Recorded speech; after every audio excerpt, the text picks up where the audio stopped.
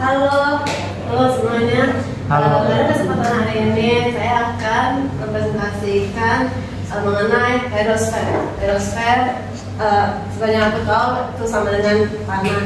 Nah, aerosfer adalah lapisan tanah yang menutupi seluruh permukaan bumi yang terbentuk dari pelapukan batuan bahan organik dan faktor-faktor seperti iklim, topografi, dan aktivitas biologis.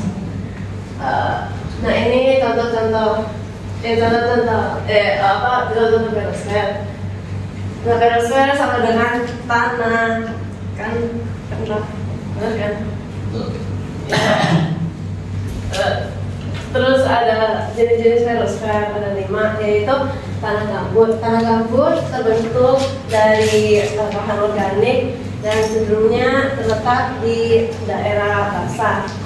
Dan kedua itu tanah liat. Tanah liat merupakan tekstur halus dan daya serap yang tinggi. Yang ketiga itu tanah pasir. Dan kita semua tahu pasir memiliki tekstur yang keras dan drainase yang baik. Keempat itu tanah luam. Tanah luam itu ternyata campuran antara tanah liat dan tanah pasir dan sangat ideal buat pertanian. Dan mereka cenderungnya terletak di daerah Sumatera karena kan campuran, jadi bisa di daerah pantai, vulkanik, daerah basah juga bisa.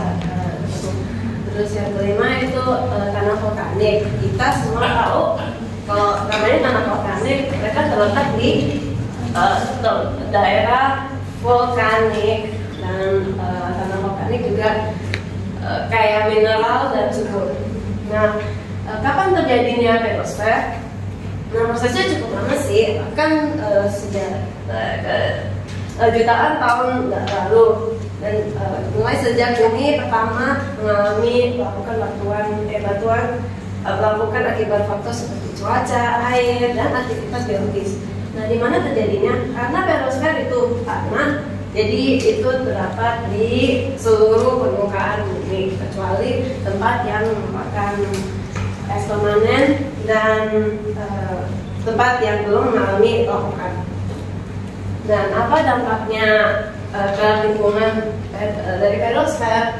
Yang positif itu mereka menyediakan nutrisi untuk tanaman dan menyimpan air dan mendukung kenaikan hormon hayati.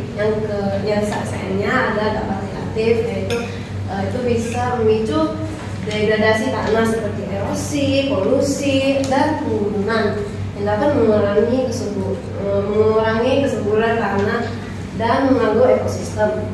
Nah, apa yang kita harus lakukan buat mengurangi dampak negatif terhadap lingkungan kami?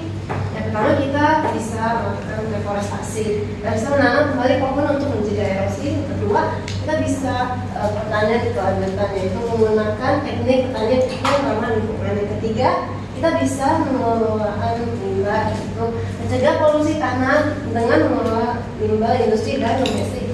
Yang terakhir, kita bisa konservasi tanah.